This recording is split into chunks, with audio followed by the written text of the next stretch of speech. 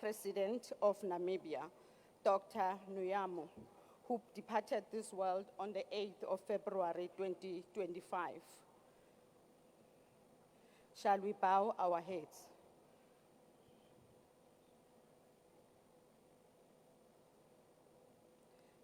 Thank you very much. We can take our seats.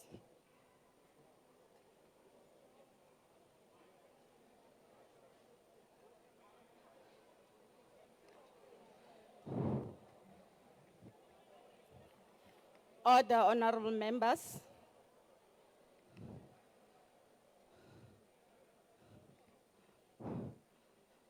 Mr. President, His Excellency Honorable Ramaphosa, the Deputy President, Honorable Mashatile, the Honorable Speaker of the National Assembly, Honorable Togo Titiza, Honorable Members of Parliament.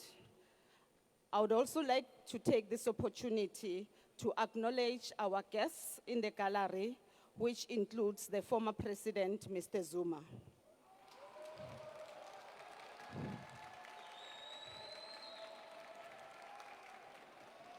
Order, honorable members, order.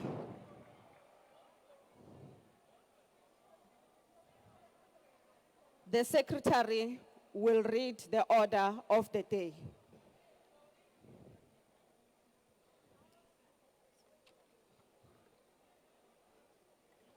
Debate. Honorable members, order. Order, honorable members. Can we please take our seats? Debate on the President's State of the Nation address. Honorable members, I have received a copy of the President's address delivered at the joint sitting on the 6th of February 2025. The speech has been printed in the minutes of the joint sitting. I now call upon the Chief Whip of the ANC, Honorable Ntuli.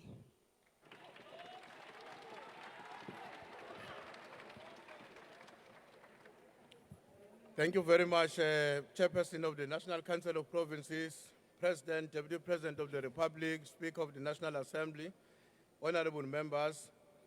It is surely a great pleasure and a privilege to stand before this joint sitting of Parliament convened to debate the State of the Nation address delivered by President Cyril Ramaphosa almost 7 days ago.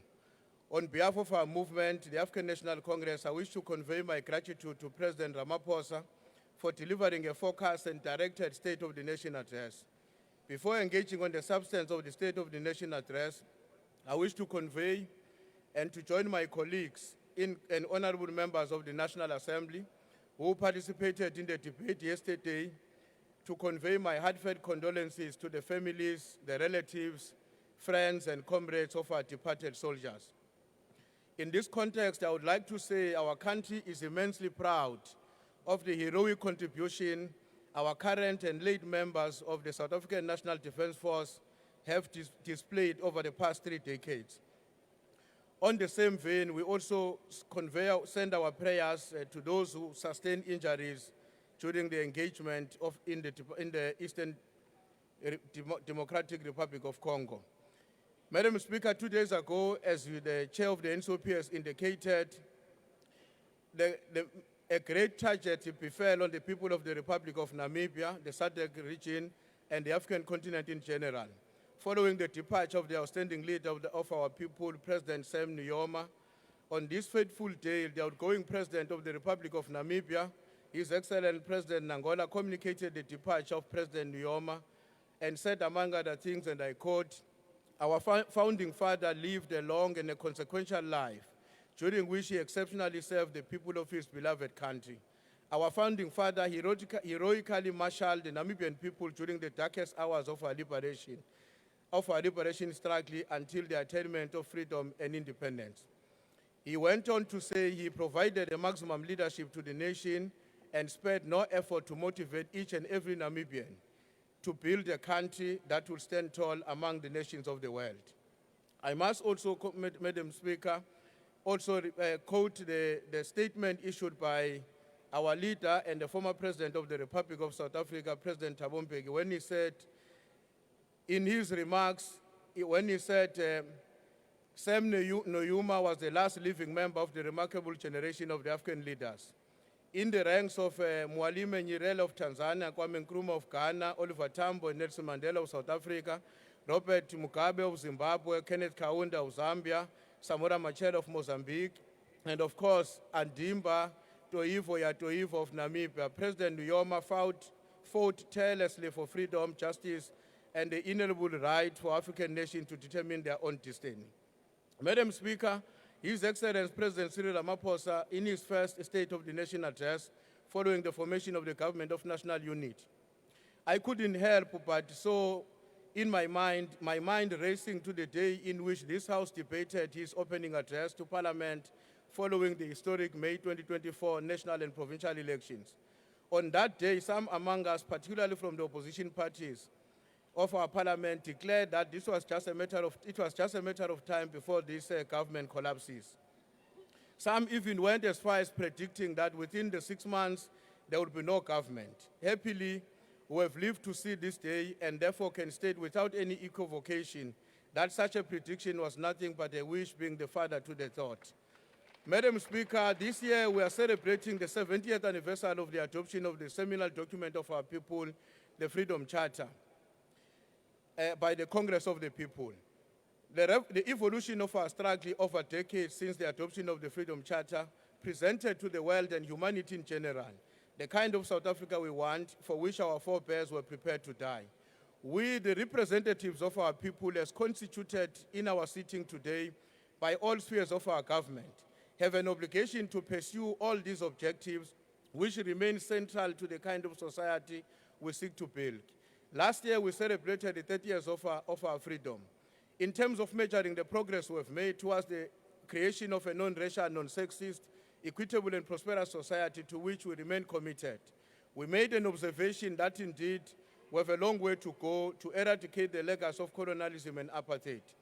Given the important challenges we continue to face, the ANC steadfastly believes that these leadership echelons gathered here and representing all spheres of our government must continue to be driven by a sense of urgency in everything we do, responding to the plights of our people and black people in general, who continue to enjoy the hardships of the apartheid colonialism. It is in this context that, Comrade President, the masses of our people celebrated when, among other things, you signed into law the Bella Act, the NHI Act, as well as the Expropriation Act.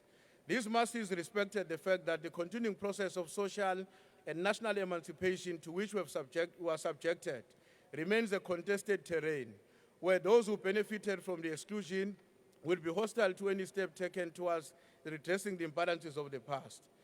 Perhaps, and with the highest level of humility, let me also join to reiterate the point you made during the State of the Nation address, Comrade President, that in our quest to change the living conditions of our people, we will not be bullied. Madam Speaker, the National Liberation Movement understood then, and even now, that the process of social transformation is a complex undertaking, which at times will be marked by major contradictions between those who represent change and those who seek to defend the status quo. The ANC manifesto, which constitutes a binding contract between the African National Congress and the people of South Africa, outlines 6 priorities. Madam Speaker, I'm delighted to see that the State of the Nation address delivered by President Ramaphosa has effectively taken on board these and therefore now place them as priorities of the democratic state. This Parliament will ensure that both the President and his government are accountable to the implementation of these priorities. Of greatest significance in this regard is the fact that the ANC, as the principal leader of the National Democratic Revolution, has an absolute and a binding obligation to defend the correctness of the policies, the policy perspective against our detractors, both domestically as well as internationally. Madam Speaker, almost 8 years ago in 2017, commenting on President Donald Trump's elections, one Dr. Shongwe in KwaZulu-Natal pointed to what he defined as a culture of narcissism. The African National Congress fully supports your decision, Comrade President, to have a delegation that will visit not only Washington but other capitals of the world to seek to persuade them into correctness of the position and the perspective of the African National Congress.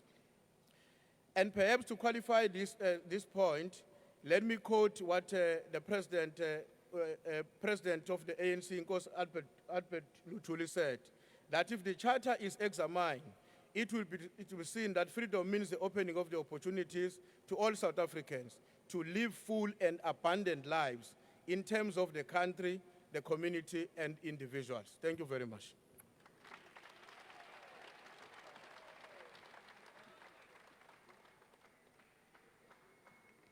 The next speaker on the speakers list is the leader of the opposition, Honorable Hlophe.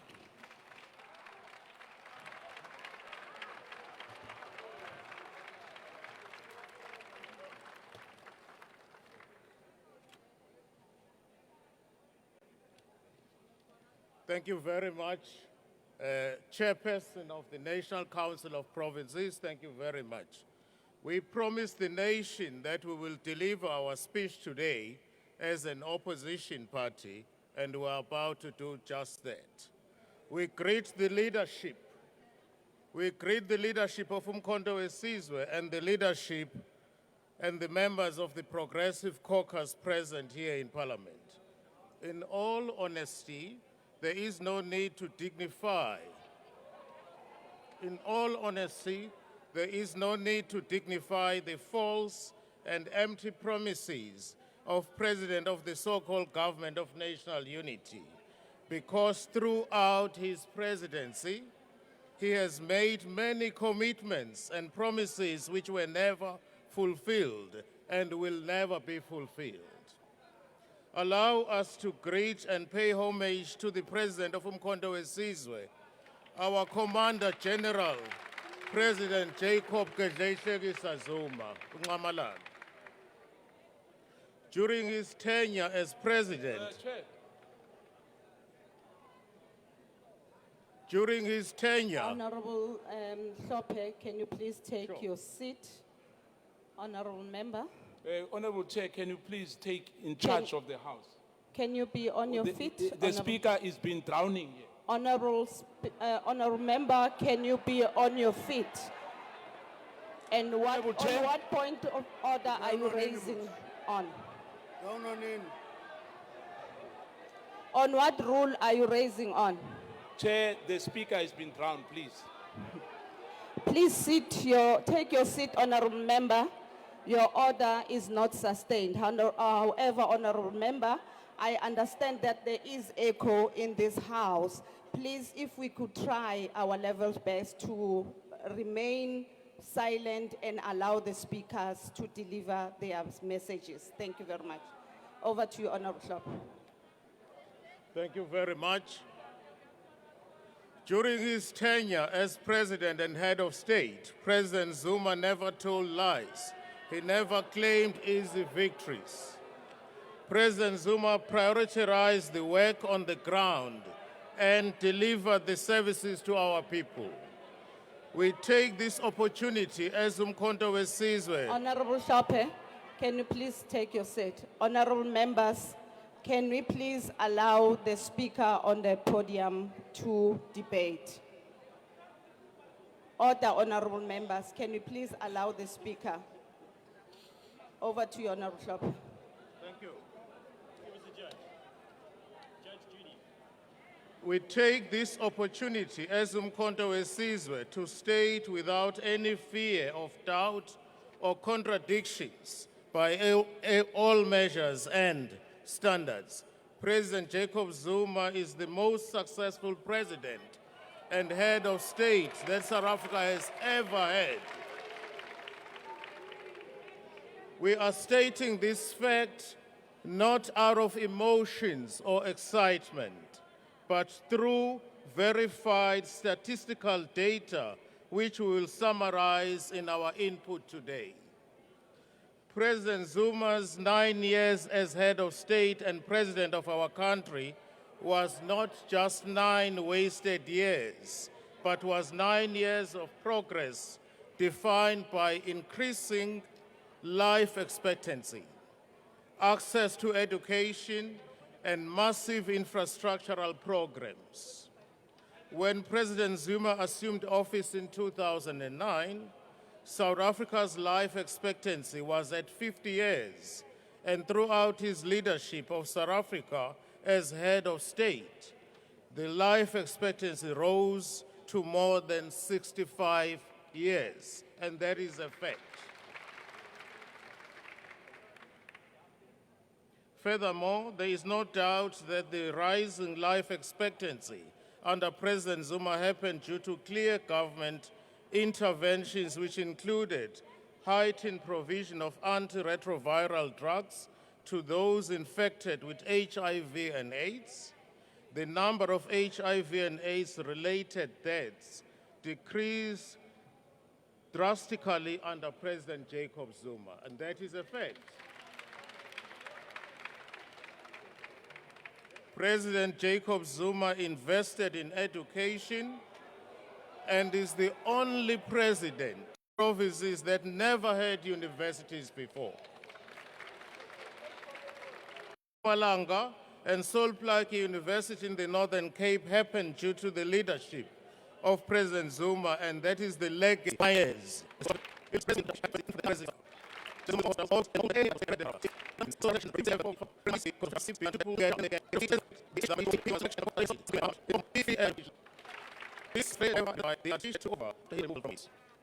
We can focus on all development and I will and continue and to sustain partnerships.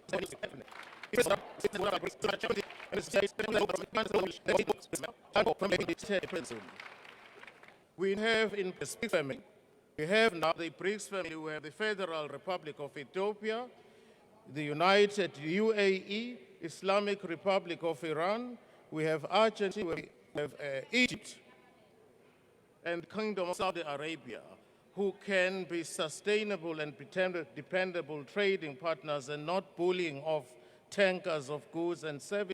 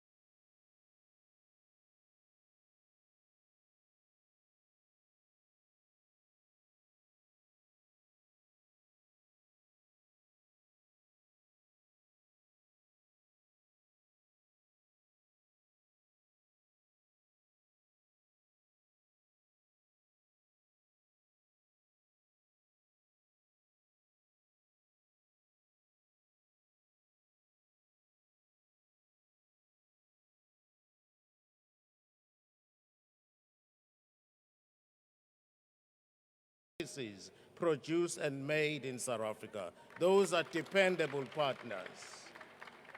While we expect President Desmond Trump, while we expect President Donald Trump to end the imperialist war of NATO in Russia and to dissociate from the neo-colonial and dishonest so-called green energy, from the so-called green energy transactions imposed on the developing world, we do not agree with him and his promotion of white supremacists who claim they are facing genocide in South Africa. While there is no genocide and there is no threat of genocide in South Africa, let's make that clear. There are, however, legitimate cries of historically and presently oppressed and excluded black majority who demand the return of the land and the wealth to the ownership and control of the people as a whole, and not the privileged few beneficiaries of apartheid and colonialism. That is our demand. Under the leadership of President Zuma, South Africa has since made significant strides in engaging with BRICS partners in an effort to challenge the dominance of the Western countries. Notably, the BRICS bloc has shown interest in creating alternative financial mechanisms, including a potential BRICS currency and multilateral payment systems. Honorable Chairperson of the National Council of Provinces, we have an obligation as South Africa to defend our sovereignty and territorial integrity, and in doing so, we should appreciate that our sovereignty as a nation should necessarily include the protection and sovereignty and the territorial integrity of all African countries. As we stated in the matter of urgent debate yesterday, South Africa should never surrender the Democratic Republic of Congo to the rebels, because these rebels are funded by foreign role players, including the foreign governments and businesses which use rebels as conduits and militia to loot our natural endowments and wealth. If we run away and surrender DRC to the rebels, they will gain confidence and cause destabilization in the whole of East Africa, and then proceed to Southern Africa like they have already started in Mozambique. We cannot and should never surrender the Democratic Republic of Congo to these dogs. We cannot and should never surrender even 1 inch of Africa's land and wealth to these dogs. We have an elected government in the DRC, and those who seek political power should gain it through democratic means and with the support of the people, and not through the barrel of the gun. Honorable Chairperson, the year 2030 is 5 years from now. 5 years from now, and according to the National Development Plan, which claim is the GNU strategic objective, by the year 2030, you should have achieved the following. 1, NDP Vision 2030 of the so-called GNU says that by year 2030, South Africa should have 6% unemployment rate. And currently unemployment rate at an expanded definition to include discouraged work seekers. It is sitting at the moment at 40% of the population. These are people who have the ability to work but cannot find the jobs. 2, the National Democratic Vision of 2030 of the so-called GNU says that by year 2030, South Africa should have no one living under the poverty line. and currently more than 40% of South Africans are living under the poverty line. Thirdly, this is part of the vision of the GNU, that by 2030, the so-called Government of National Unity says that by 2030, South Africa should have reduced the highest levels of inequality, yet our country remains the most unequal society in the world. South Africa remains the most unequal society in the world. We now know that the objectives and goals of the National Democratic Vision 2030 will not be achieved because this so-called Government of National Unity is directionless and does not have a common vision or does not have a vision at all. Honorable Shope, can you please take your seat? Honorable Mhaule. Mhlauli. Thank you. This is Mhauli. Thanks. I rise, Madam Chair, on Rule 68, which speaks to relevance and repetition. The speaker on the floor is not debating SONA, which is completely irrelevant to what the topic of discussion today is. Thank you. Honorable members, once again, I want to make this appeal. Can you please avoid drowning the speakers or attempting to make a dialogue when the speaker is on the floor? Can we please be orderly? Honorable Mohaule, your point of order is not sustainable. Can we allow Honorable Shope to continue? Thank you very much, Chairperson. We now know that the objectives and goals of the NTP Vision 2030 will not be achieved because the so-called Government of National Unity is directionless and does not have a common vision or does not have a vision at all. Honorable Chairperson, the South African Reserve Bank, through the Prudential Authority, is in the process of closing down Ithala Bank, which is the only bank in South Africa started by and controlled by black people and has been at the center of serving our people. There are available solutions within the state, including through massive investment by the Public Investments Corporation to rescue and keep Ithala Bank fully operational and give it a banking license in terms of the Act. But the DA-ANC alliance government is allowing Ithala to be closed down in order to create space for the white-owned banks, in particular First National Bank. The Prudential Authority of the South African Reserve Bank continue to ignore the many bank violations of Capitec Bank, swept under the carpet the very fact that there is banking conglomeration in RMB, FNB, Discovery, and Green Road banks which are owned by the same people, yet it rushes to close down Ithala Bank. We want to assure the people of KwaZulu-Natal that when we take over the province of KwaZulu-Natal in particular, we will revive and strengthen Ithala Bank and restore it to its former glory and full operation. Meaningful economic participation by our people is not part of the NDP 2030 vision of the so-called GNU. Any self-respecting human being knows that South Africa will not achieve even half of the objectives and goals set in the NDP of the GNU because this GNU is full of self-contradictions and conflicts which will disrupt a clear development path to prosperity.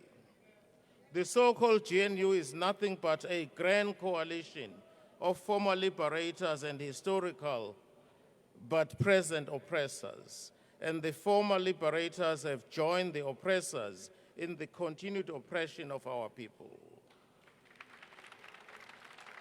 While they travel in luxurious cars, the majority of the population's reality is one of catastrophic public transport that is akin to walking barefooted. This contradiction is starker in the light of the following. There is a widening fiscal gap in this country between the rich and the poor. It is now projected to exceed 5% of the GDP. B, there is a growing national debt expected to surpass 80% of the GDP by year 2026, a cause for concern. There is rising inflation and increased cost of living, forcing millions into deeper poverty as poor households are faced with disproportionate 11.3 increase in their food basket, pushing them deeper into poverty. South Africa remains the most unequal country in the world, with a Gini coefficient of 0.63. The inequality gap between the rich and the poor is growing wider every day.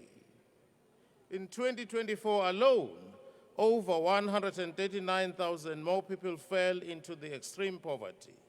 Yet, despite previous commitments, the government has failed to introduce a basic income grant. The Social Relief of Distress, SRD grant, which provides critical relief to 8 million South Africans, remains uncertain and is likely to be ended in March this year.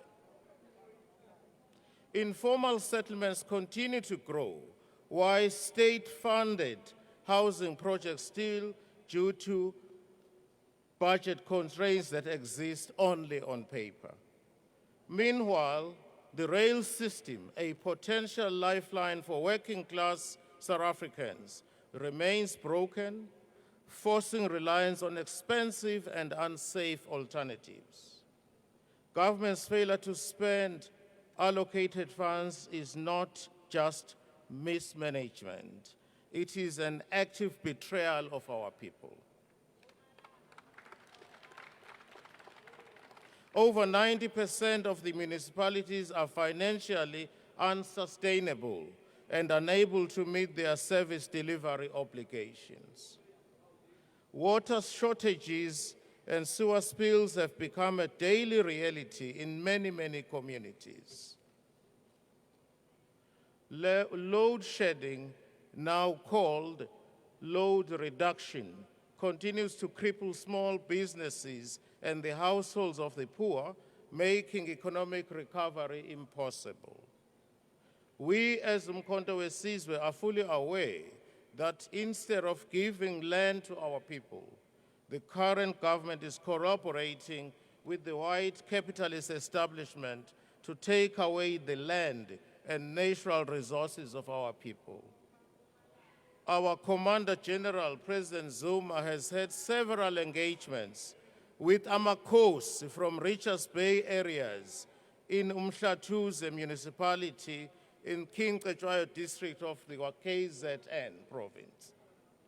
We are fully aware that the authorities, including the highest office in South Africa and the highest office in South African Police Service, have been threatening and intimidating Amakhosi from the area, intimidating them to accept a deal which will pillage and loot the natural resources and endowments of our people in the area.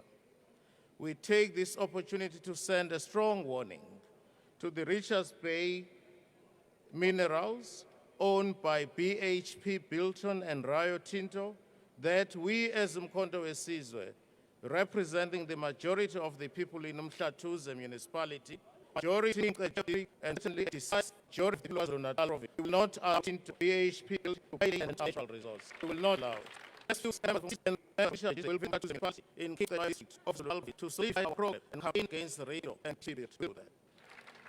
We as one stand here on behalf of traditional and religious leaders, the millions of people, the underpaid and split black racism in backplay, the farm workers, and all people who need better future for our country. And state democracy is the real need to call government of national unity, which is nothing but alliance between the A and the African National Congress. This part of national unity exposes. Honourable, please take it. Now calling the Minister of Agriculture. Honourable Steenhuisen. Madam Speaker, House Chairperson of the NDP, President, Honourable Members. South Africa is in a crisis. For 10 years, our population has faster than the economy, making us poorer. We have the highest unemployment rate on earth, and that has now been the case for decades. Violent crime still destroys the lives and livelihoods of our people at a terrible rate. 70 of our fellow countrymen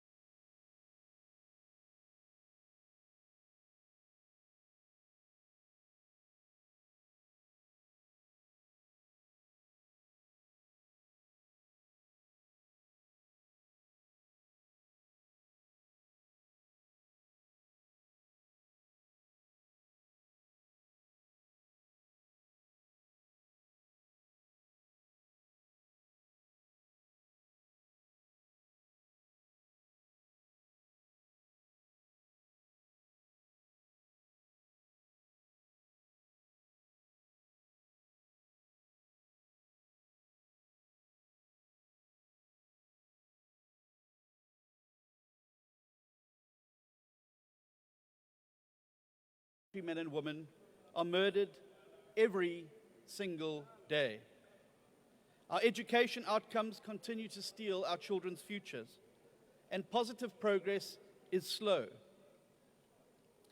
8 months ago, the Democratic Alliance entered the Government of National Unity for 2 reasons. First, to prevent the MK from getting their hands back on the levers of power, where they would be able to loot another 4.9 trillion rand of our GDP and plunge our country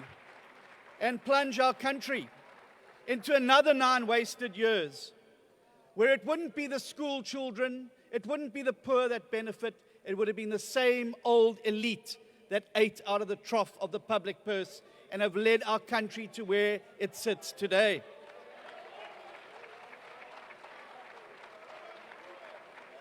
But we also joined the Government of National Unity.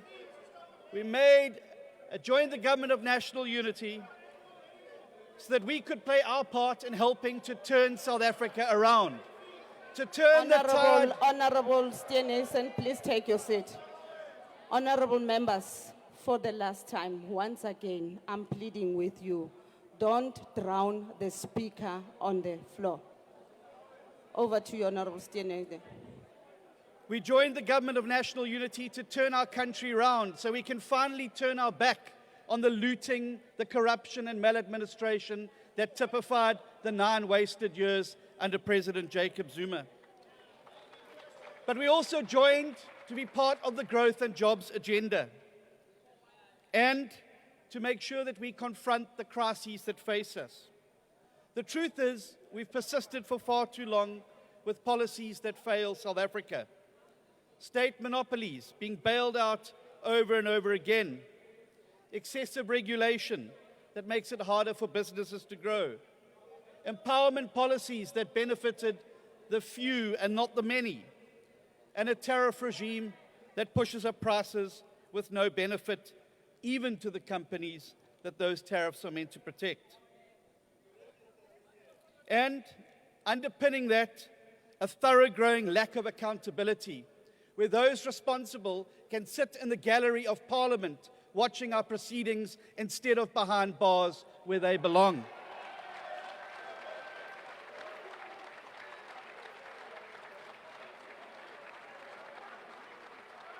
Worse still, in the face of this crisis, we've yet to respond with the urgency and determination to make a clean break from the past and to set forth boldly on a new path of success.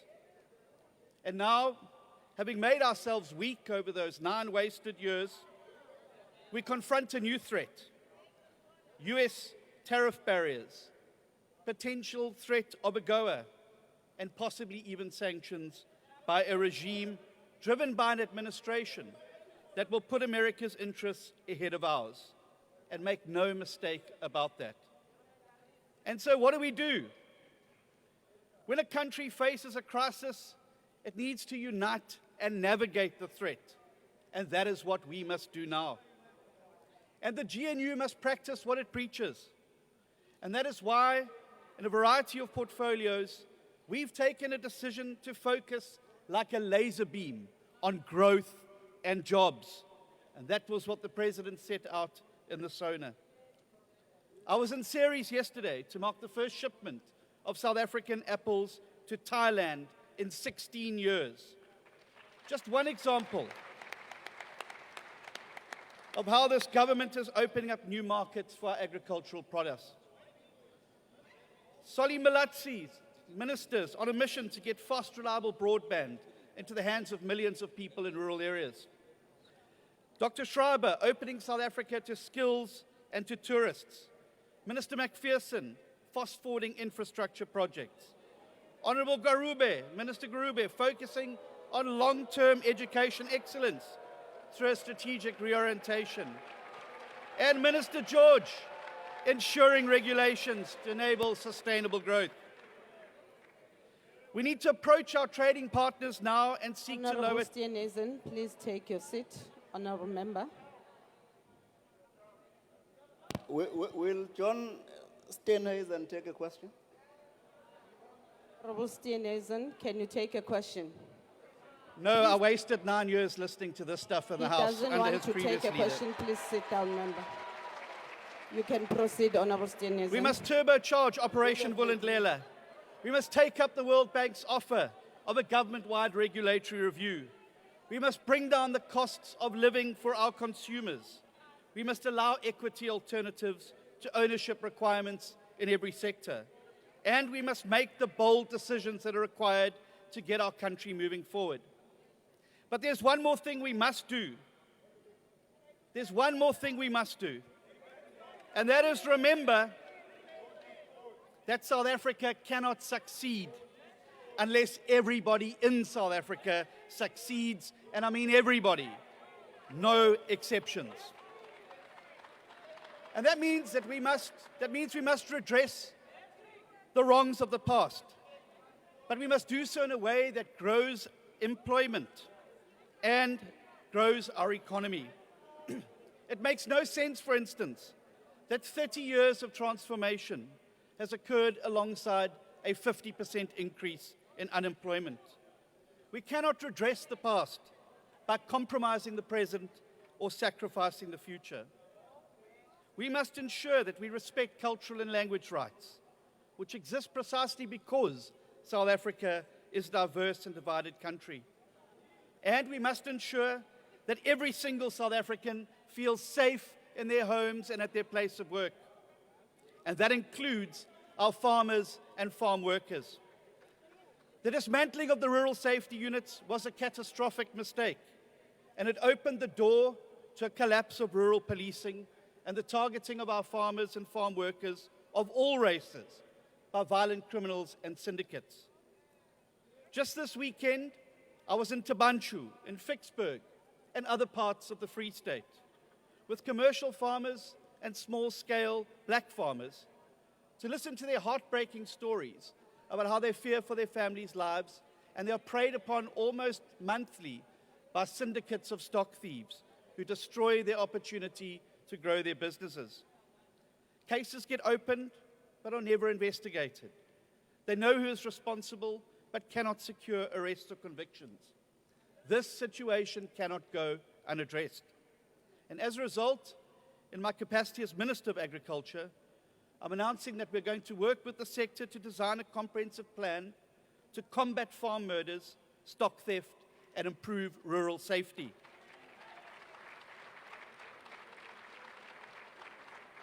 I look forward to collaborating with the Minister of Police and the entire Justice and Security cluster to bring an end to the scourge once and for all.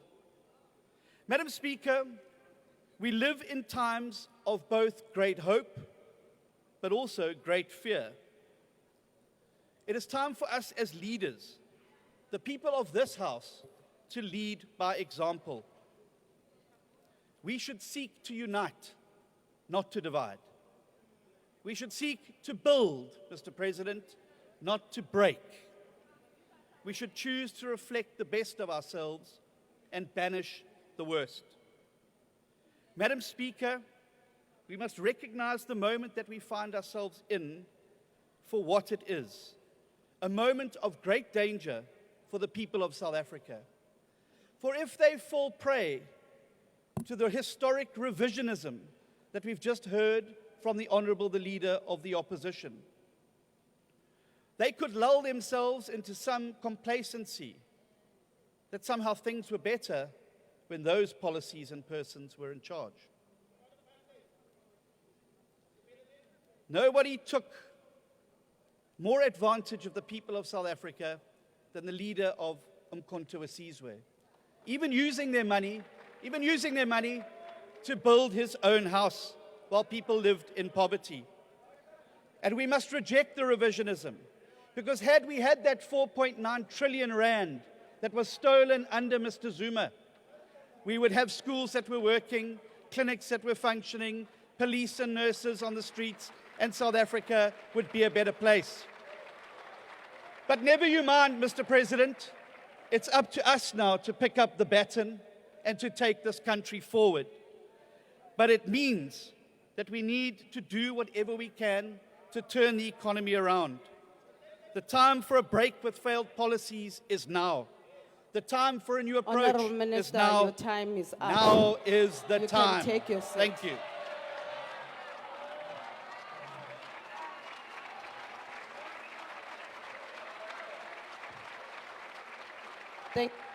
Thank you, honourable members.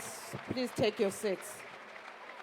I'm now calling the next speaker, Honourable Malema.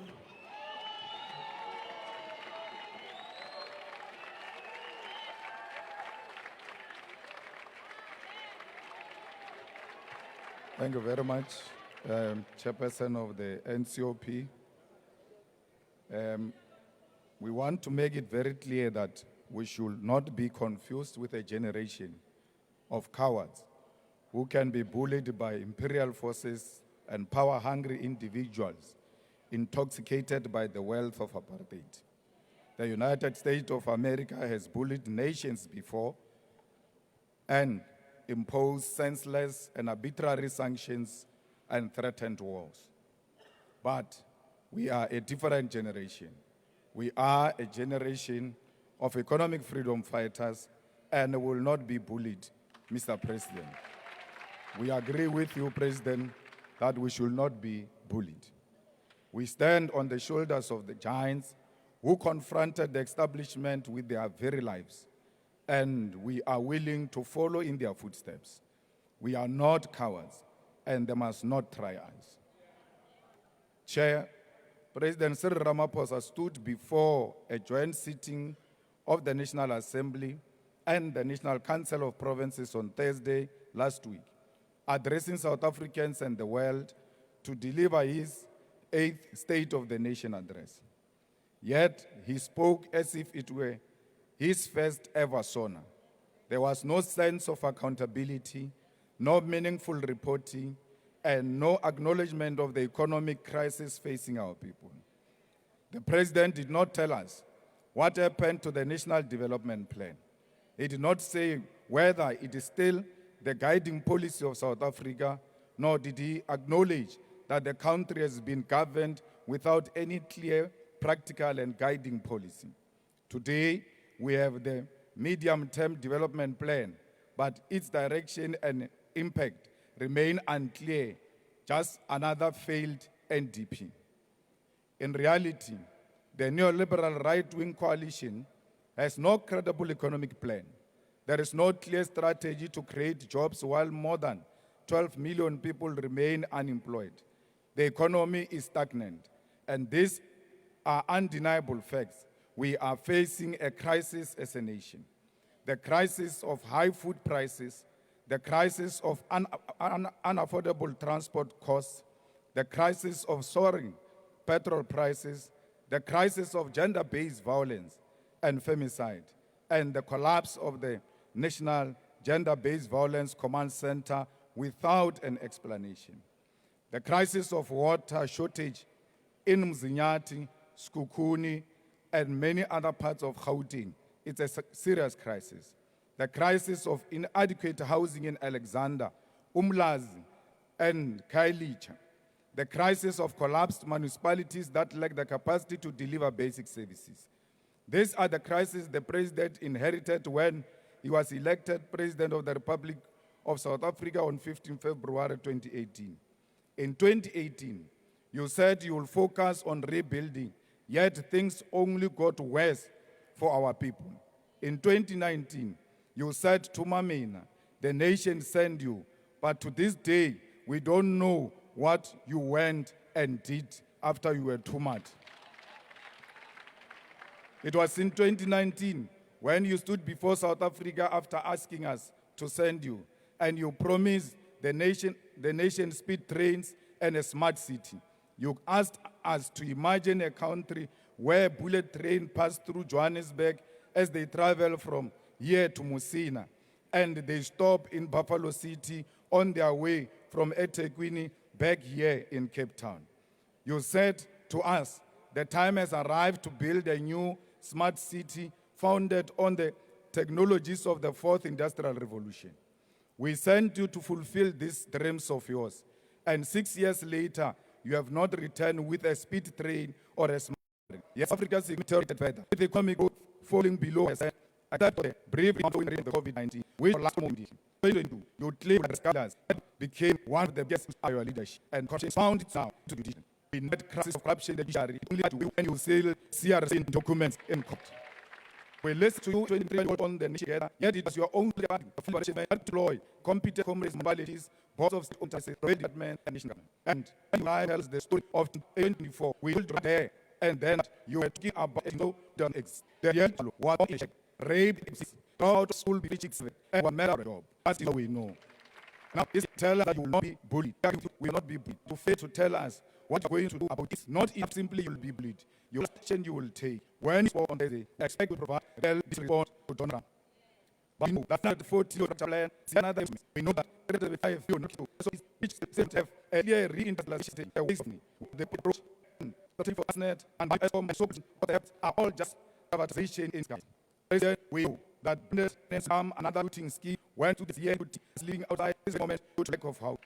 But the concrete rights of their guidelines what declared by entity and what we make our people to demand our people to speed out housing to demand the education for the smart selling our picket lines national jury and the reserve to the and nation. We will take after correction facilities to demand at overcrowding and syndic with busy control in the outside world and will demand extension of companies SG4S which has leaked and hands in Mao. We continue to with people this time. We at the Iraqi mat road, yet their flag continues to fly in our country, while Palestinians are threatened with mass deportation to foreign lands. We support the government's case in the International Court of Justice in the face of sanctions and we must hold of Gaza by the sea and freedom for Palestine. And the people of Palestine will know the true meaning of freedom. President, we are not backed by administration because they are attacking us on Israel. They are because of the change government to not saying you are anti-war expression which is in the act. And they all understand that they are using it against Israel. When you say you cannot be, you must start by moving the Israeli embassy will not be bullied. Thank you, Honorable Minister of Enterprises. All members of the FNU, please proceed.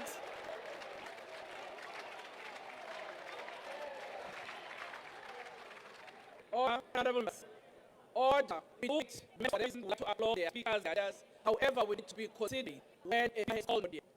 In future, do not find ourselves having raised points of order when at the and we have the PTs doing so. Minister.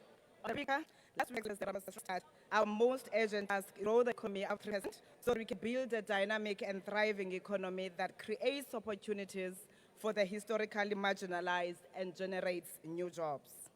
The national democratic society that we envision must be founded on a dynamic and inclusive economy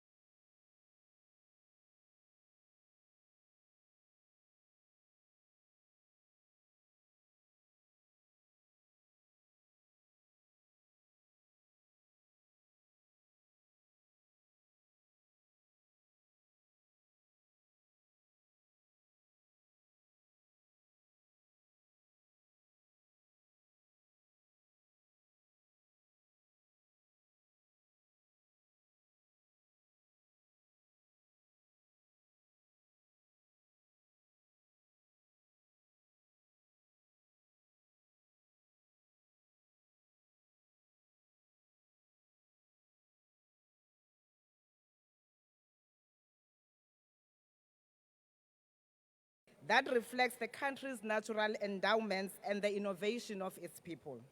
It must harness cutting-edge technology, labor-absorbing industrial development, a thriving small businesses and cooperative sector, and efficient production and management systems to promote national prosperity. This requires unlocking the full potential. There is no way we can achieve the national consensus with an economy that excludes the majority. The social contract that we want to craft should contribute towards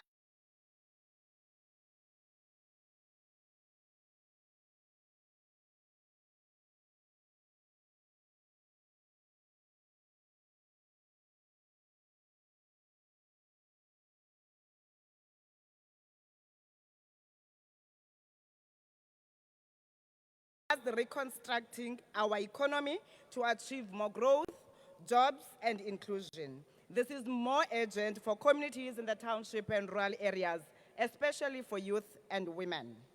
Our G20 theme of fostering solidarity, equality, and sustainable development is in line with our goals of achieving inclusive and sustainable development. It also reflects our deepest values to promote international cooperation, interdependence, and collaboration, something we need desperately in the times we live in. We have cultivated these values domestically in how we govern, how we forge consensus with varied stakeholders, and how we work together to meet difficult socio-economic challenges. With our leadership at the G20, the future looks most promising, honorable members.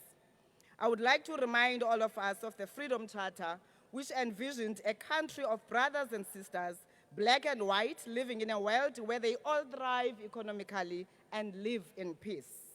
Honorable Speaker, the President outlined 5 main ways to get to our efforts to support employment-intensive industrialization, public employment initiatives, especially those with pathways to upskilling and sustainable livelihoods. We are placing MSMEs at the center. We draw valuable lessons from the experience of other developing countries across the world. We welcome the announcement that over the next 3 years, this administration will spend 940 billion rands on infrastructure projects. We eagerly await the finalization of the regulations under the Public Procurement Act that will drive transformation, foster the emergence of new players in our economy, and enable effective participation of small enterprises. To ensure increased access to funding, the President announced the Innovation Fund and the Transformation Fund, which is worth 20 billion rands a year over the next 5 years. These funds will act as a catalyst to attract other funds and disperse more funding support to MSMEs. In the 6th administration, we dispersed over 4.1 billion on business development support, over 9.4 billion rands on financial support. The National Empowerment Fund has dispersed over 10 billion rands. To support innovation, we have dispersed over 1 billion rands through the Department of Science and Innovation. We are convinced that working with DTIC through the Transformation Fund, we will double these efforts in the coming financial year. Our partnership with the JSE is reaping results with 15 high-potential CEDA-supported MSMEs that have increased their revenue by 22% and an additional 122 million rands that they pocketed. We continue to provide a range of instruments on wholesale finance, direct loans, blended finance, working capital, and grants to various categories of the MSMEs and cooperatives. Some of those that we offer, we do so in partnership with financial institutions like the banks, where our credit guarantee and supplier guarantee products are working very well, leveraging R6.25 in financing for every rand that we guarantee. Our efforts on digitalizing systems at CIFA will accelerate turnaround times and improve accountability to applicants. Our township and rural enterprise program applications will now be processed within 7 days and the purchase order financing in 4 days. Through the small enterprise ecosystem, we have agreed on a stretch target of creating 1 million MSMEs by 2030, new MSMEs, and this will give us a total of 3.7 million jobs that our country so needs. We're currently undertaking industry engagements across various sectors to better understand trade and market demand pathways. Accordingly, we have engaged the automotive, wine, and fishing industries, while in the coming weeks we'll be extending these engagements to the agricultural sector, the build industry, energy, petroleum and oil, sport and arts industries, amongst others. We have accordingly looked at the skills gaps within the MSME ecosystem, and to this end, we'll be engaging the deans of commerce across the country to ensure that their curriculum respond effectively. This will give a clearer indication of the sectors and industries where there is most potential for MSME growth. Honorable members, our people in the rural and townships have been complaining about being excluded in their economy. We are finalizing the township economy and rural development plan, which will be presented to Cabinet, and in it, we'll be ensuring that we build infrastructure for businesses in the townships. For us, land redistribution is the fundamental pillar of this transformation that we're talking about. Sustainable land reform must be supported by policies that equip small-scale and emerging farmers with the resources and skills needed for success.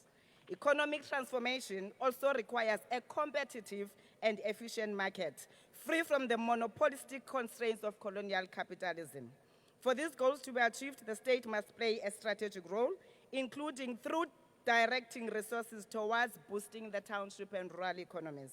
It is in line with this argument that we support the signed Land Expropriation Act and the Transformation Fund that the President has announced. Honorable Chair, we will ensure that we defend the gains of our freedom and democracy that works for the majority of South Africans, and therefore deliver on the aspirations of the Freedom Charter as detailed in our strategy and tactics. I thank you. Thank you, Honorable Minister. The Minister of Cooperative Governance and Traditional Affairs, Honorable Shabisa.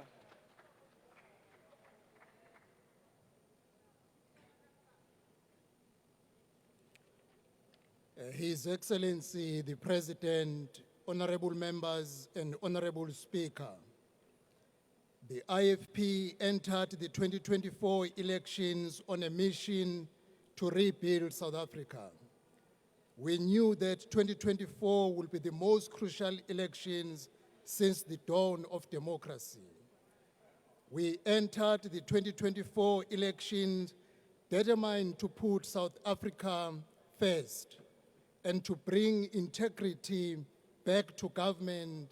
And at the heart of this vision is the government that works for its people. The GNU must therefore be applauded, for it is committed to building a capable, ethical, and developmental state comprising of ethical, skilled, and properly qualified public servants. Honorable President, I agree with you. Municipalities must work. Basic services must be delivered and delivered efficiently. At the heart of the crisis is the resources constraint of many municipalities. The current funding model for local government is unsustainable and perpetuates inequality between the rich and the poor. The new funding model is a must, one that considers each municipality's unique needs and challenges and provide a more equitable distribution of resources. Honorable President, you called for an updated white paper on local government. COGTA is already leading the reform of the 1998 white paper. Indeed, the White Paper Political Oversight Committee is already meeting next week. This presents an opportunity to rethink the funding model for municipalities. In March 2026, we will table in Cabinet an updated white paper on local government that will be responsive to the real challenges and propose solutions to make the local government work. Honorable President, the GNU will ensure that the commitments you made to the nation do not become empty promises, but a lived reality. We are encouraged that during SONA, you acknowledge the constructive and the IFP has been proclaiming the critical role of traditional leaders in promoting development and stability in our communities. Hey, there's something which is disturbing here. I'm sorry, can the service officers just check what's disturbing the minister? Yeah, and I've removed it, Honorable Speaker. Thank We you know- for assisting. We know the importance of partnering with traditional leaders to deliver services and promote development. Therefore, Honorable President, traditional leaders must be supported and capacitated for new infrastructure development also come by updating the existing infrastructure. We need to rebuild our education system and rebuild our economy. DFP fully supports the principle of access to healthcare for concern for repressibility and portability of AI in its form. The government, therefore, must already strengthen the existing healthcare system, which is pledged equipment and medical. IP proposes a more instrumental approach, implementing benchmark, prioritizing strengthening the existing healthcare system, and piloting new models of care. Coincide the need for greater transparency and accountability, and arrest and ensure resources are properly used. We welcome the government to create jobs and stimulating economic growth, support the medium development plan, particularly to our collective interest to build South Africa. Together, nation, honorably, I owe our ventures who bravely fought the democratic Congo. Their selfless sacrifice never forgotten. I've been initiatives to restore peace across the continent, linked peace and stability, justice and humanity. Withdrawal will not be in the interest of the continent. Our presidency is signal for Africa. Nation, so is and the community enable us to address present challenges. Let me tell GNU and BUs in the vision of while working for a brighter future for all of us. Honorable President, on behalf of the IFP, I want to applaud and urge your continued support, together with the Minister of Finance, to the Premier of KwaZulu-Natal, Honorable A.T. Ntuli, in the fight of Ital Bank. Ital Bank makes legacy of the legacy to economic growth and private people, individual business people. In 24 we very much in KwaZulu-Natal as before the situation of Ital Bank. Honorable the will pass amongst the bills, not the broadcast. It was not the workers, not just the critics. We are ready to be sorry. Thank you, Honorable Member. I would now like to call upon the Honorable Member.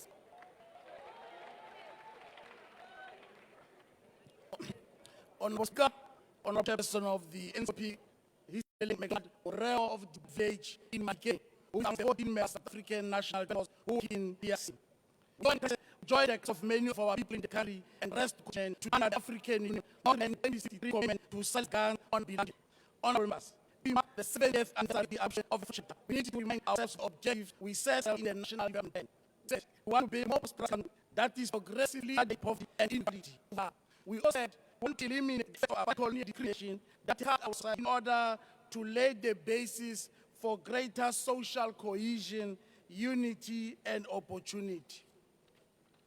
Honorable President, the Northwest is arguably the richest province. It's the highest unemployment rate. Expect academics to be a product of that. The following needs to be done to end that in the socio-economic conundrum.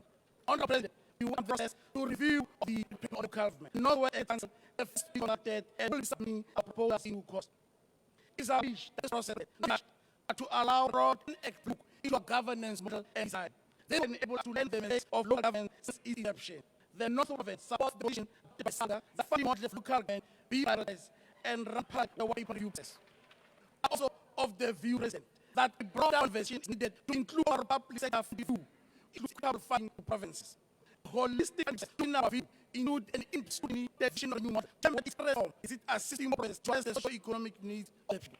No, it's of the film view that a kind equitable share allocation model should be set up addressing developmental child provinces based on its energy and the population. This should be present incorporating the unitary of our flag. Honorable Speaker, we have hard at work to improve quality and performance of our government through the government. We are collaborating with the national treasure, military interventions, assistance parties, both financial governance and audit. This process, Madam Speaker, still a lot has to be done. During the state of the process, we act as with our assets, we still have to improve the manner in which we are doing our intervention. Honorable Speaker, we have increased the tempo in the province of what is called Accelerated Service Delivery Program. We call it Tunsalero. Now, we brought our communities.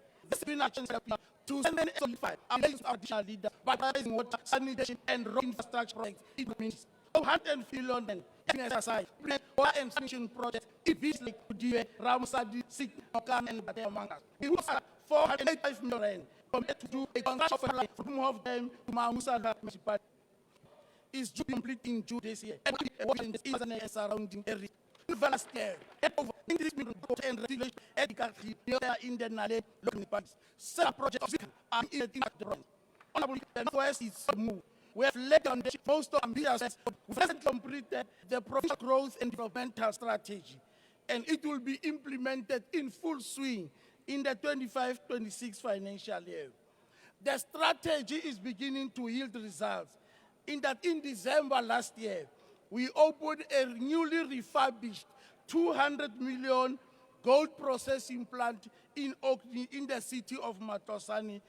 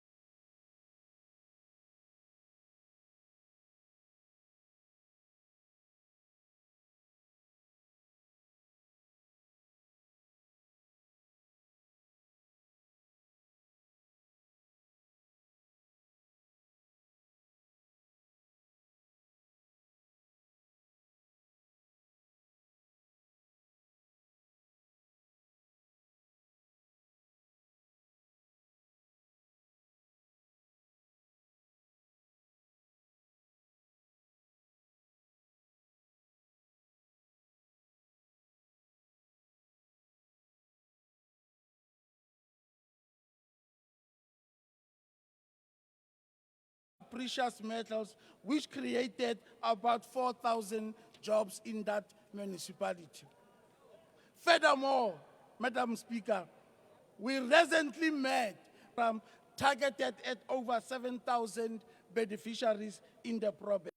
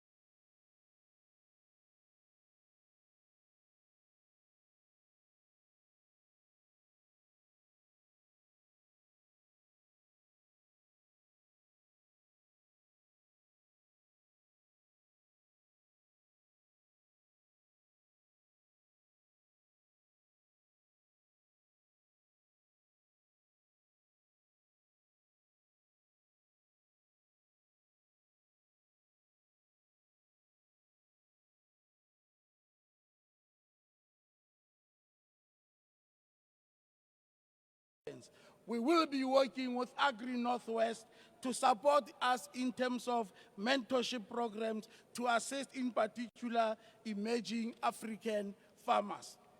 Honorable President, in the past 2 weeks, I handed over 2 newly built houses to a 70-year-old Sarah Khahudi as one of the beneficiaries in Mamusa local municipality.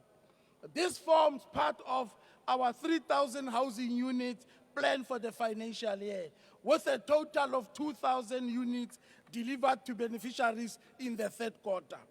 Madam Speaker, we also constructed 4 strategic roads projects. Honorable Premier, I'm sorry, your time is up. Okay, thank you very much. We are done. I noted that there are a lot of members who have made a pass into the local government sphere, and as he was speaking about the local government strategy on both sides of the House, I saw people nodding or listening carefully. Thank you very much, Honorable Member. Nyalo ngitawucela lilunga lelihloniphekile make Mathope atokhuluma nathi kulendlu lunga lelihloniphekile.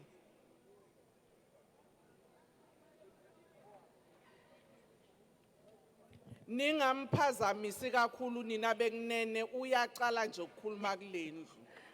Ngeje naye ke anganisukeli ukude ningamcali.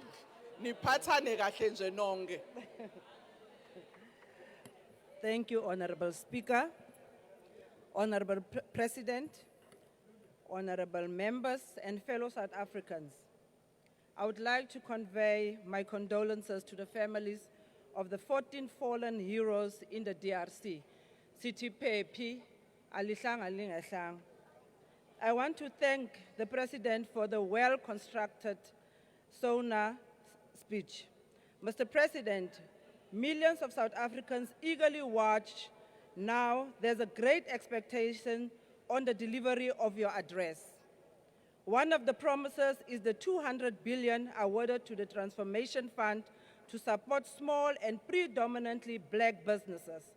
It is my heartfelt wish that the black-owned businesses include colored and Indian South Africans as well, because history have learned that these groups were marginalized and had very little or no sharing in benefiting from funds such as these. Mr. President, thank you for sharing that 60% of South Africans are getting social or government support. However, it is concerning that because this is an indication that unemployment is high and proper job creation opportunities for all South Africans are in high demand irrespective of their race. Honorable President, it really is encouraging to hear that government prioritized 940 billion for infrastructure development, of which 375 billion will be awarded to state-owned enterprises for upgrading of their infrastructure. Can we please guard against corruption to prevent another state capture saga? Head of State, I am very glad to hear that PRASA will extend its network. But can you please address those who manage our public transport not to neglect our assets and left it in ruins? It is an eyesore to drive every day past the Cape Town station and to see so many train compartments in ruin. Mr. President, we will keep you to account on the promises you bring. We will keep you to account on the promise you bring rail, roads, and ports to international standards. Mr. President, you mentioned that you want South Africa to be a global leader in commercial cultivation of hemp and cannabis. Can I ask that of the land you intend to expropriate, that you consider using this land to accommodate these commodities and upskill unemployed youth and women to proudly manage these projects? Tlhokomela setjhaba sa heso, Mr. President. And Mr. President, I clearly heard you say that we will not be bullied. And we all know that you were... Honorable member, your time is up.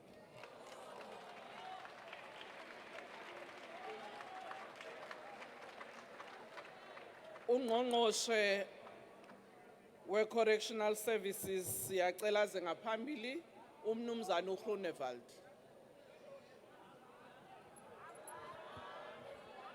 Geachte Speaker, die slagspreuk van die Vryheidsfront Plus verlede jaar was kom ons herstel en bou. Let us restore and rebuild South Africa. The preamble of the Constitution determines that we respect those who worked to build and develop our country. And we believe that South Africa belongs to all who live in it, united in our diversity. The ANC's Freedom Charter goes even further, saying, belongs to all who live in it, black and white. Now, Honourable Speaker, I want to put it very clearly that the Afrikaner is part of that diversity. And we want to build South Africa. En laat ons met mekaar eerlik wees. President Trump het die kolle geplaas op die Afrikaner in Suid-Afrika. Ek sê vir hom dankie, want ons is deel van Suid-Afrika. En ja, as daar mense is wat die land wil verlaat, dis hulle vrye keuse. Die Vryheidsfront Plus sal nie voorskriftelik wees nie. Maar agbare president, ek is hier om te bly. We are here to restore and rebuild. And if we want to solve the problems of South Africa, we must also look into the inconvenient truth of what is happening in South Africa. And part of that is land reform. In my limited time, I will focus on that. And it brings me to the Expropriation Act. And I want to put it very clearly that it is not true that expropriation without compensation will solve the land issue. What are the facts? If you go and look at the annual reports of the department, and if you look at the restitution, there were about 80,000 claims in terms of the restitution to address the unjust of the 1913 Land Acts. Of those claimants, 94%, and it's in the annual report, didn't want the land, they wanted the compensation. If we go to land redistribution, it is in the annual reports that 80% of the projects were failures. So to say that expropriation without compensation will solve the land issue and land reform is just not true. But what is happening in South Africa? And if I give you these examples of what is happening, we must remember one thing, that with social media, everything you put, whether it's on X or Facebook or whatever platform, it is for the world to see. And I want to refer specifically to the illegal, can I say, the invasion and occupation of land. Olivenhoutbosch was one example, where people just illegally invade the land. I want to give you another example. There is a farmer farming near Wepener. And there came a farmer with his cattle. He cut the fences and he is occupying that land. He went to the police. Order, Honorable Groenewald, can you take your seat? Honorable members, we can converse without drowning the speaker. We can hurtle again without drowning the speaker or using our hands to make our statements. I would really appeal that we allow the speaker to present his statement. Honorable Groenewald, you can proceed. He went to the police asking protection, but they refused. As we speak now, there is illegal land occupation at Stilfontein. There's a court order instructing the police to prevent it, but they do nothing. And that's the problem. If the police does not act, they're part of the executive. And then it can be said, but you are complicit to this illegal land evasion and occupation. Therefore, Honorable President, if we talk and we say we want to solve the problems, these issues must be addressed. The Afrikaner always contributed, whether you like it or not. They were part of those we say we respect, who worked to build and develop our country. We can only succeed to ensure that we are successful if we address our problems and we look each other in the eye and put the inconvenient truth on the table.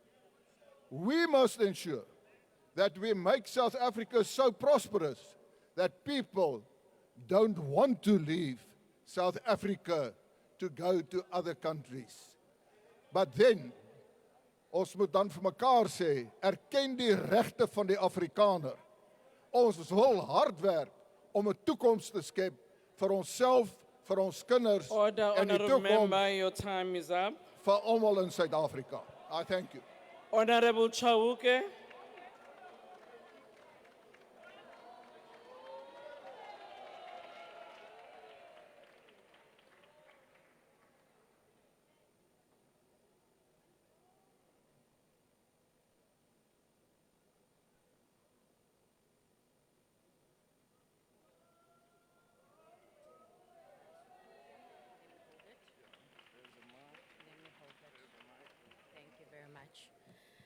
Thank you so much, Honorable Speaker and members of this august House and fellow South Africans.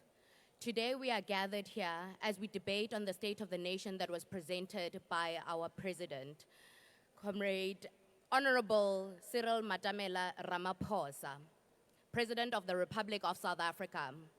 We reflect on the history and the participation of women, youth, and persons with disabilities in the dispensation of our democracy. We look at how we seek to achieve economic inclusion and transformation. We seek to achieve an equitable and more just society for all. As we observe 70 years of the Freedom Charter, it says, the people shall share in the wealth of their country. The wealth cannot be equally distributed and shared without the empowerment of the most marginalized.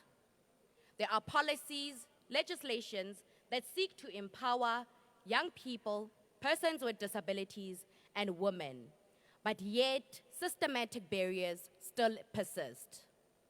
Now, President, In your presidential speech, you indicated that you would then be strategically deploying various representatives and officials across the globe, representing South Africa for best practices, and also to find investment that will then be injected into South Africa. We're saying, as part of those deployments, City Tumatina, do not forget persons with disabilities. Do not forget women in these deployments. Do not forget young people who are the future of this country. Now we look and observe the legislations and policies that we have adopted in this very house that seek to empower the most vulnerable and the most marginalized. We've got the triple BEE, and yet there are still systematic disparities that persist. We want to ensure that those who are previously disadvantaged and were marginalized from participating in the economy of this country are included, integrated, and are able to effectively contribute towards the development and the growth of the economy. We've got the Public Procurement Act that seeks to ensure that persons with disabilities, women, youth, have a fair opportunity to become part of the procurement ecosystem, but yet systematic barriers persist. President and fellow members, it is important for us to ensure that these legislations just do not exist in paper and in writing, but they must realize their full potential. We must ensure that when we speak about the Equity Act that seeks to ensure that women, youth, persons with disabilities previously disadvantaged and excluded must have employment. There must be adequate treatment. This must be realized, but through adequate funding. Policies can no longer be developed without adequate funding that is set aside to ensure the successful implementation of these policies. If we do not do this, we fear and we will face failure going forward.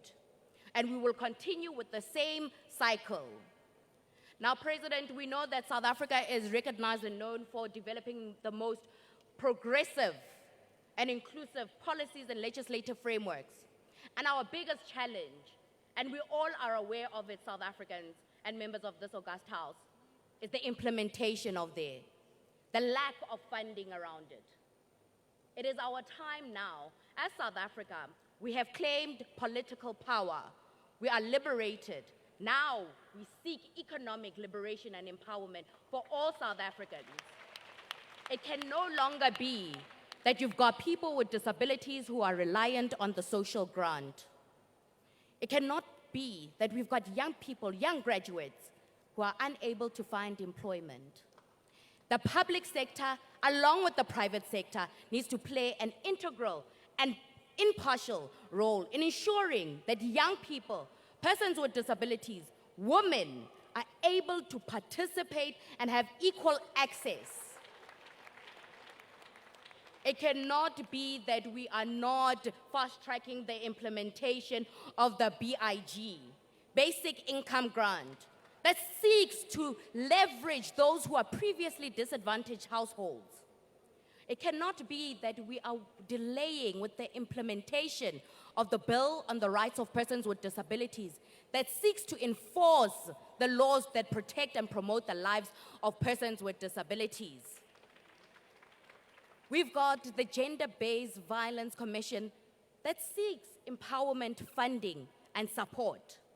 It must be very clear that gender-based violence will not only be solved through commissions, through council, but would require each and every single citizen to fully participate in this effort.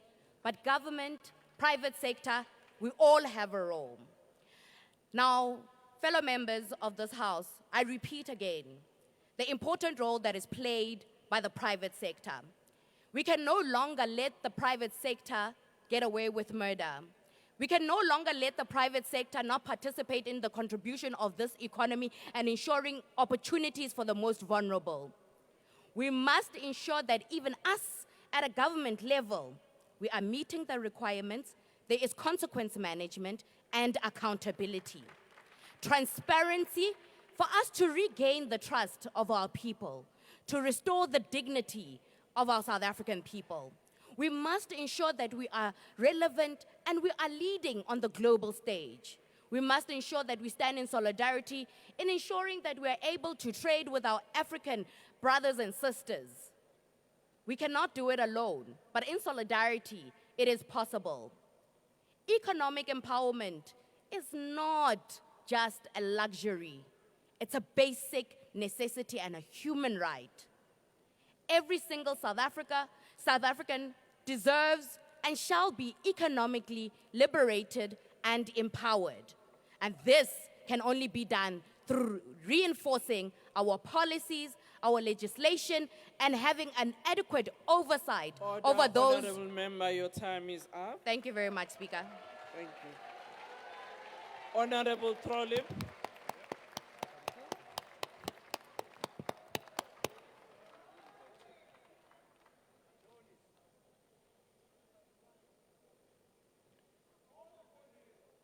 Honourable Speaker, Honourable President, it's time for South Africans to be South African and to honour and respect the preamble of the Constitution and the Constitution itself. This is no time for ethnic and cultural individuality, no time for racial polarization or talk of cessation. We cannot afford a race war, and we cannot allow those who foment this here and abroad to incite us. You said we won't be bullied. Thereafter, President Trump issued an ill-informed executive order, fueled by divisive narratives designed to fracture us. This should have reminded us all that we do not live in splendid global isolation. The backpedaling in the face of Trump's executive order and the looming threat of AGOA's revocation has been remarkable. It reminds me of the popular acronym FAFO. Be careful of what you wish for. The truth is, for years we've been bullied. Our BRICS partners dictate who may and may not visit our country, such as the Dalai Lama, and who we can and cannot engage with, such as the Taiwanese government. You have chosen friends that are pariah nations, that are neither democratic nor uphold human rights, nations at war with their own people through repressive regimes. Conversely, we treat democratic nations, our major trading partners, with disdain and insult. Let it be known that the racist rhetoric so freely bandied about in this parliament and on party rally stages by the likes of the ANC, the EFF and MKP has grave consequences for us as a nation. Your ANC sins are catching up with you. You have prostituted yourselves to the highest bidders who grease your party wheels with no regard for the consequences. The New World Order sees which side you have picked, and now the chickens are coming home to roost. Javier Milei was unambiguous about this at Davos. Mr. President, your lip service to fighting corruption while promoting and protecting cadres who have failed at local government level, who've been implicated and convicted of egregious corruption and tender fraud, undermines our international reputation. This severely limits our ability to attract foreign direct investment to grow our anemic economy. We have a new generation, a new government, in words, not in deed. There's an interesting article about the changing of the guard in the United States entitled Overrides. It focuses on the dismantling of an entrenched and manifestly corrupt order. It is clear that there's been no override or dismantling of our entrenched corrupt order, as your SONA speech was as delusional, out of touch and fanciful as ever. Mr. President, you displayed dystopian disconnection, and I'm not surprised because your ministers do it every day. Minister Mantashe said, Sizabakupa, when we asked him, when are you going to deal with the Lily Mine victims? It's now been 9 years. We hear that Vantage is going to open the mine, not a word about the Lily Mine victims. Your police minister informs you that every police station has a victim-friendly service center. They don't. Just ask every single GBV victim who has to go to a police center to report a rape what it feels like. Your Minister of Home Affairs claims to be eradicating backlogs, yet his department cannot resolve a case I've referred to him of 2 South Africans awaiting passports abroad for more than a year. It's easier for illegal immigrants to infiltrate Home Affairs and bribe their way to obtaining documents that give them access to South African social security and other citizenship privileges that our citizens don't have. No, sir, the situation is actually dystopian. Apart from watching some GNU parties clapping like seals during your address and listening to their valiant attempts at endorsing your commentary, the rest of the country is not convinced. Modise.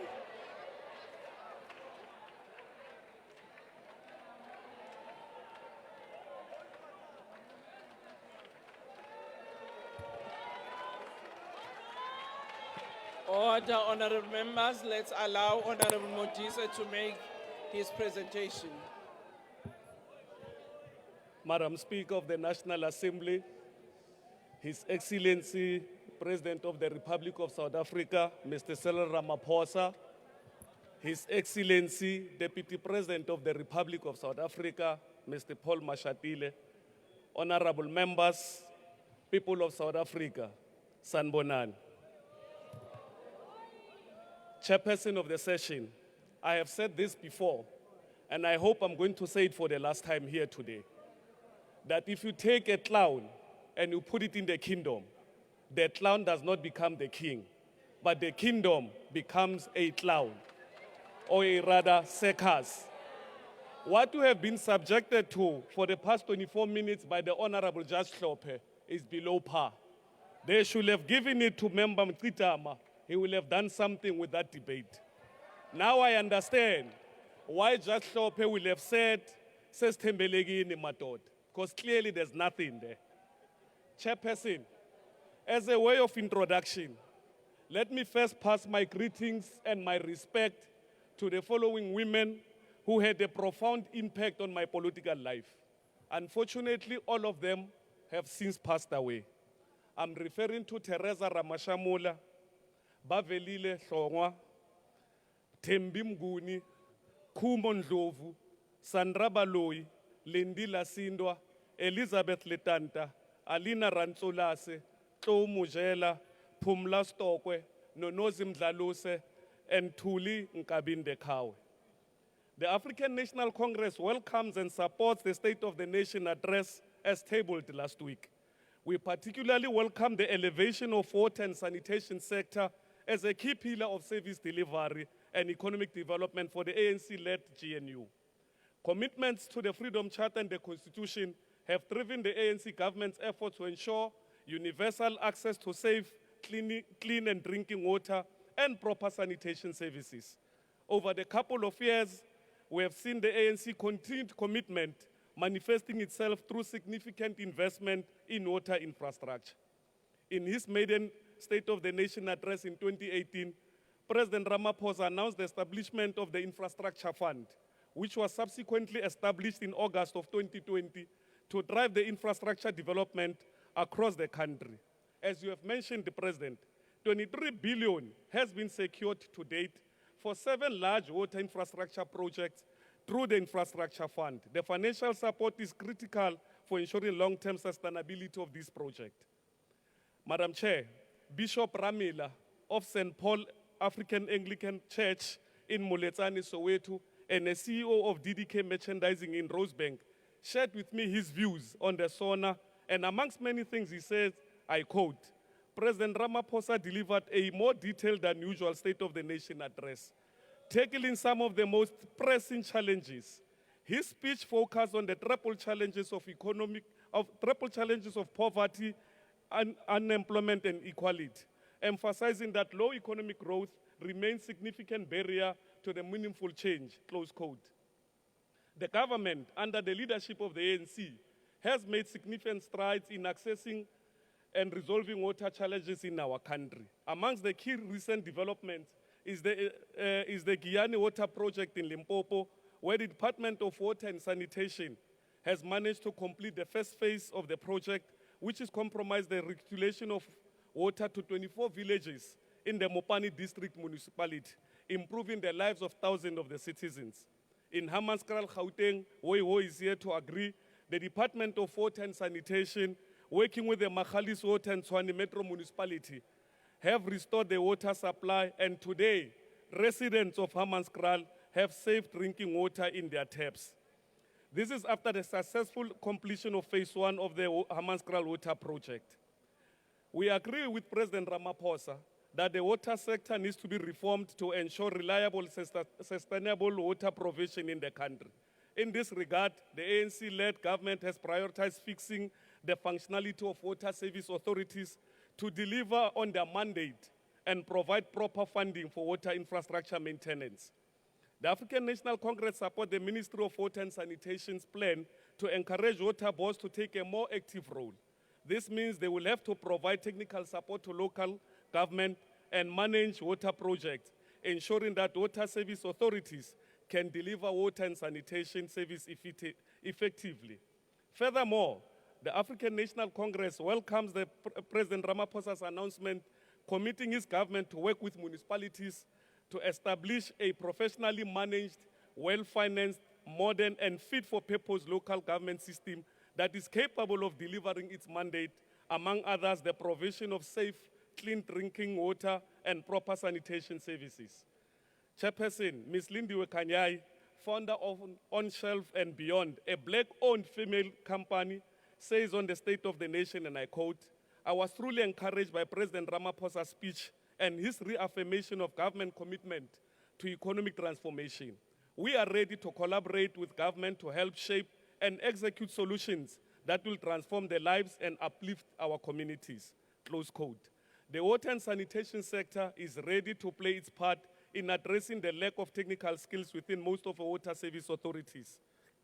For instance, Rainwater is currently expanding the scope of the Rainwater Academy, which was established in 2012, to now develop technical skills much needed to address South African water challenges.